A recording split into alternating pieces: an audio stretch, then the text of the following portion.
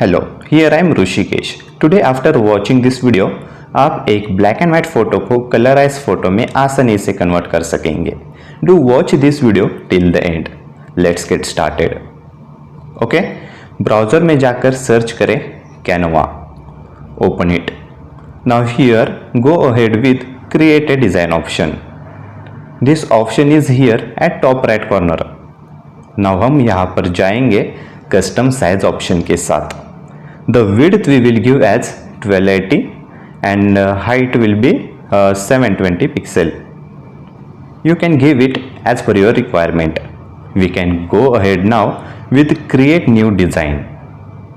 Here apps में आपको जाना है, सर्च करें Colorize.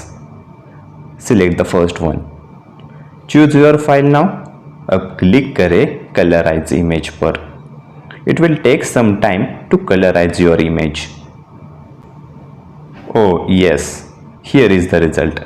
Looks great. In case if you want to edit this image more, then select the image and go in the edit photo option. There you can edit this image more if you want. Okay, I hope you like this video. Do hit the like button and subscribe to my channel. Keep watching. This is Hrishikesh signing off. I will see you guys in the next one.